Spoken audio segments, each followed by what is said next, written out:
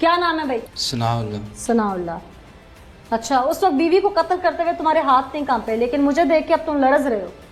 कत्ल करते हुए एक ऐसी जान को जो उसकी खातिर सब कुछ छोड़ के आ जाए, उसे कत्ल करते हुए वो ना कांपे, उसका ज़मीर मुलामत ना करे, इंसानियत शर्मा रही थी जिस वक्त तुम अपना बच्चा भी मार रहे थे साथ। आज तुम कह रहे हो मेरी तबीयत नहीं ठीक।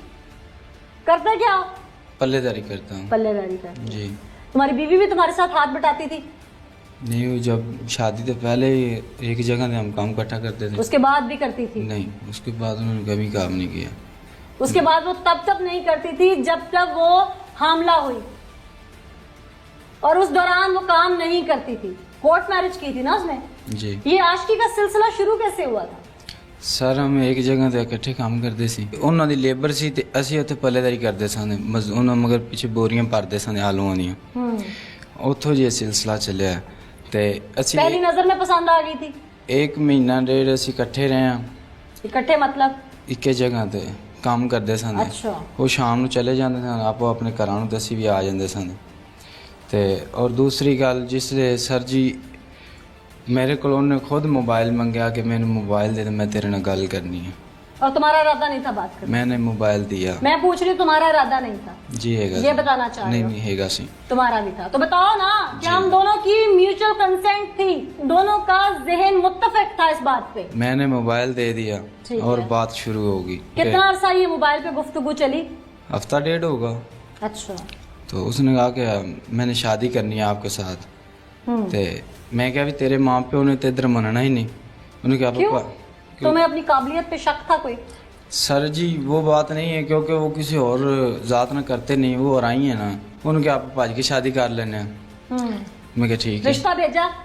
नहीं सर। क्यों नहीं भेजा? एक दफा आजमा के तो देखते। वो माँ बाप थे, हो सकता है बेटी की खुशी के सामने सर झुका देते। वैसे भी तो तुमने कौन सा उनका नाम रोशन किया, वैसे भी तो जलील ही किया ना उन्हें। तो रिश्ता भेज देते, यानी कि तुम्हारी नियत तो शुरू से उसको रुस्वा करने की और जलील करने की थी। काहे के मर्द हो तुम? एक बार समझाया नहीं उसको कि मैं बात करने की कोशिश करता हूँ, किसी को बीच में डालता हूँ, किसी से बातचीत करवाते हैं। जहाँ काम करते थे वहां 100 लोग जानते हैं एक दूसरे को। कोशिश की? नहीं। पहले दिन से उस घर पे दाग लगाया। हमने भाग के शादी कर ली। तुमने उसे भगा लिया घर से। ये जब इतना बड़ा कदम उठा लिया तो तुमने एक पल के लिए सोचा कि वो तुमसे कितनी मोहब्बत करती है? तुमने तो नहीं ना छोड़ा अपना घर? जी। उसने घर छोड़ा? बिल्कुल। माँ बाप छोड़े? जी। बहन भाई छोड़े? जी। इकलौता भाई जो उसका डिसेबल है उसको छोड़ के आई? जी। ऐसा ही है? जी बिल्कुल। बाप उसका बीमार भी रह जाता था? बाप उन्होंने कभी घर ही नहीं रहा। छोड़ के आई ना, सबको छोड़ के आई। जी। रहा या नहीं रहा वो उनका जाती मैटर है। तुम्हारी खातिर तो उसने रुसवा किया ना पूरा खानदान। जी बिल्कुल। रिश्तेदारों में अपने वालिदैन का सर शर्म से झुका दिया उसने तुम्हारी खातिर। जी बिल्कुल। सब कुछ बर्बाद किया, अपनी इज्जत, नफ्स, हर चीज। उसकी जान भी ली जा सकती थी। उसका ननिहाल स्ट्रांग है, सही है पीछे से, उसकी जान भी ले सकते थे। जी। उनकी बिरादरी भी थी वहां सारी। जी। उन्होंने भी उसको उसके हाल पे छोड़ दिया। फिर उस औरत ने, जिंदगी की कम उम्र थी उसकी, 22 साल की उम्र नहीं होती, 19 साल की तुम्हारे साथ भागी ना वो। जी।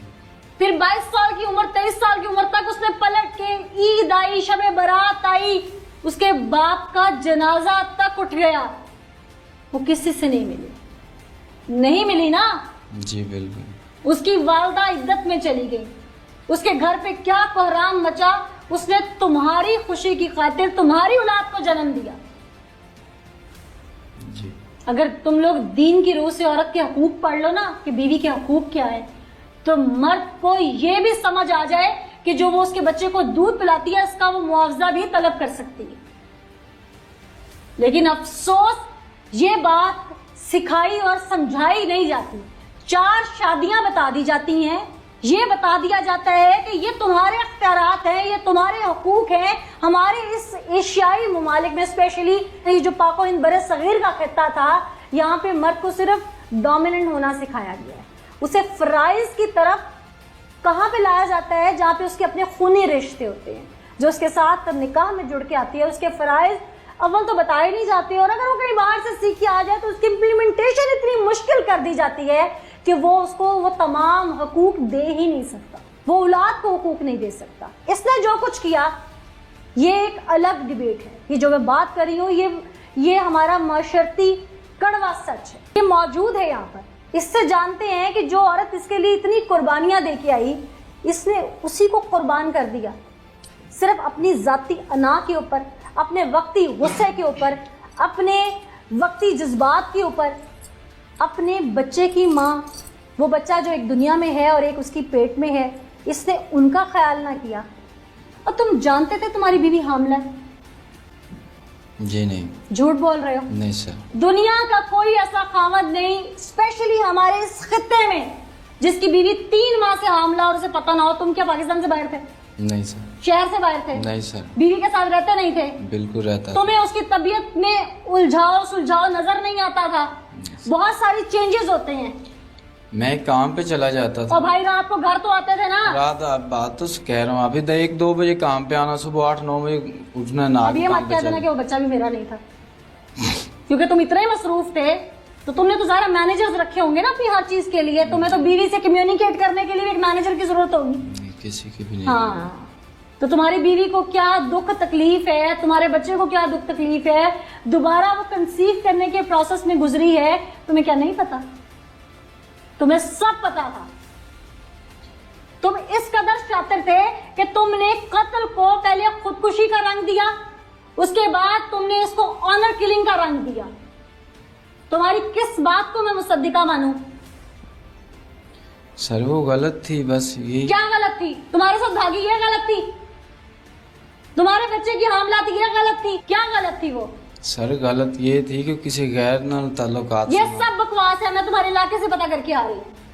तुम्हारे घर में सिर्फ नाम नक्के को लेके, चीजों को लेके, अखराजात को लेकर लड़ाई झगड़ा रहता था। इलाके के लोग झूठ नहीं बोलते।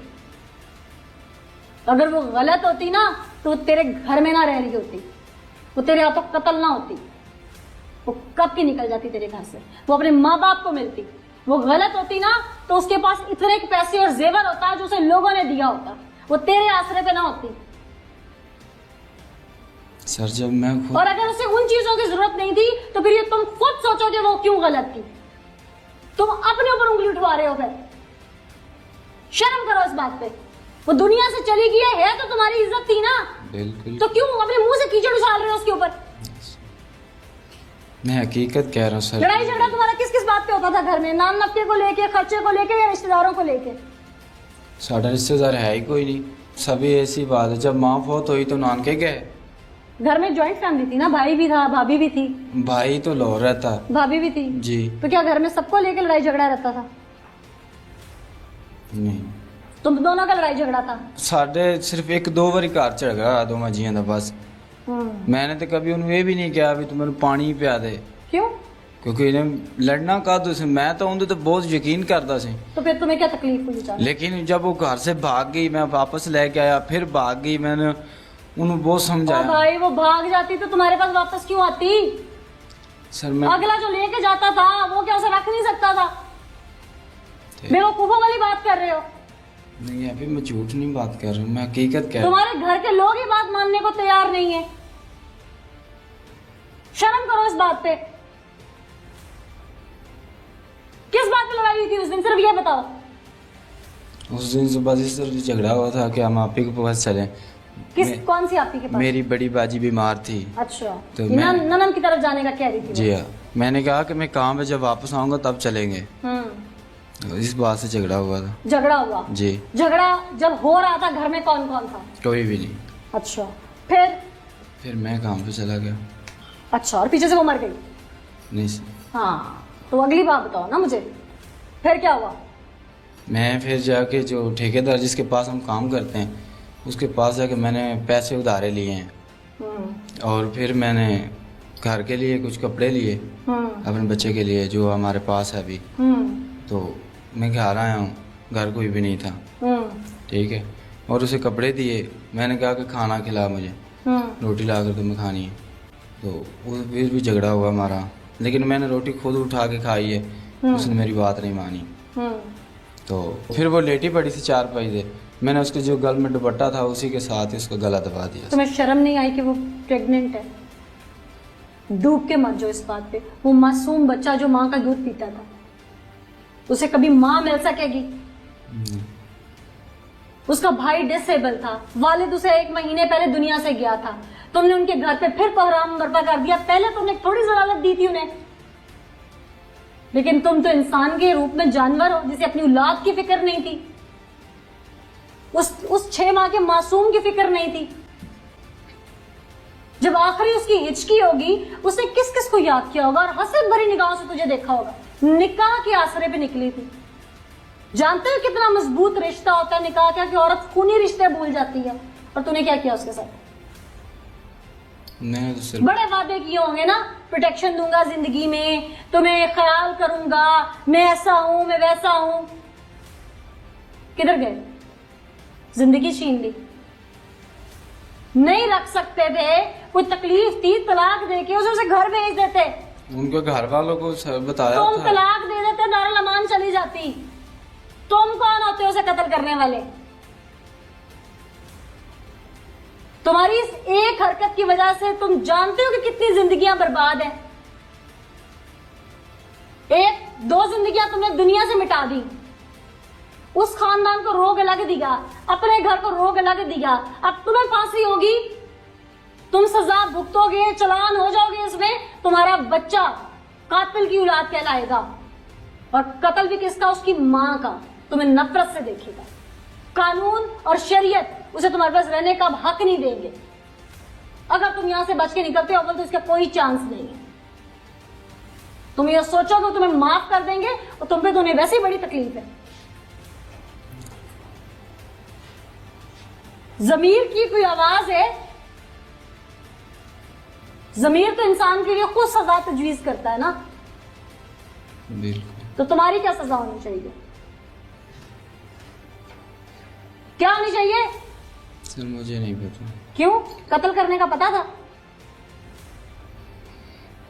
और तुम्हें आज भी परेशानी नहीं है। जाहिल हो, मुतमईन खड़े हो आज भी। अच्छा, ये कत्ल करने के बाद तुमने खुदकुशी का ड्रामा रचाया था जी। ये सारा प्लान कैसे किया था? क्या हुआ था वहां पे? मंजरनामा जरा खुद अपने जुबान से बताओ मुझे। मैंने तो ये प्लान तब बनाया था कि चलो हम बच जाएंगे, किसी की जिंदगी खा के हम बच जाए। तो लेकिन कैसे किया था? प्लान जो बनाया था उसको जरा पिक्चराइज भी करो ना। अब वो हमारे जो छतीर है ना ऊपर छत में, उसके रस्सा पहले ही था क्योंकि पखा बनाया लाइट नहीं थी। तो उसके साथ मैंने साहब को इधर आके सारी बताया कि सर ये बात है, चाचू को मैंने बताया था। भाई मुझे बताओ ना अब। तो उन्होंने कहा कि ये काम क्या किया। हुआ क्या था वहां पे? तुमने जब उसे कत्ल कर लिया जी, फिर? तो वो रस्सी काट दी, वो जो ऊपर लटकी हुई थी। जी। अच्छा, तो मैंने आके यहाँ खुद आके बताया। भाई मुझे ये बताओ कि जब उसको कत्ल कर लिया जी, तो रस्सी के साथ उसको पकड़ के लटका दिया गर्दन के जरिए, क्या किया? नहीं हाँ लटकाया नहीं है ना लटकाया है, हाँ। वो रस्सी मैंने खुद काटी है, अच्छा, काट के उसके पास रख दी। उसके पास रख दी। फिर तो फिर मैं इधर आया हूँ। थाने आके क्या ड्रामा किया? यही कि सर मेरी बीबी ने खुदकुशी कर ली है। क्यों? यही कि हम बच जाएंगे। अच्छा, उसके बाद फिर तुम अब गैरत के नाम पे जो तुम ड्रामा कर रहे हो कि कत्ल किया है, वो क्या ड्रामा है? ये झूठ है और वो जो मैंने पहले बताया वो सच है। वो भी झूठ है? नहीं सर। वो भी झूठ है। तुम्हारी बीवी के पास मोबाइल फोन था? जी। तुमने लेके दिया था? नहीं किसने लेके दिया? पता नहीं, मुझे ये नहीं मालूम, मैंने पूछा था। इतना का मोबाइल था, छोटा सा। जितना मोबाइल ये मुझे बता रहा है, इतना मोबाइल तो शायद मैंने भी अभी तक नहीं देखा जो इतना सा हो, 1 इंच का। ओ भाई, खुद से सॉफ्टवेयर इंजीनियर हो क्या या हार्डवेयर इंजीनियर हो? क्या क्या बताना चाहते हो हमें? खुद से कोई सॉफ्टवेयर इजाद किया जो 1 इंच का कोई डिवाइस बना के उसमें डाल दिया? सर मोबाइल है वे छोटे। अच्छा अच्छा, 1-1 इंच के? इतने मैंने कहा, इतना मोबाइल है वे। अच्छा अच्छा, जी सर। सही।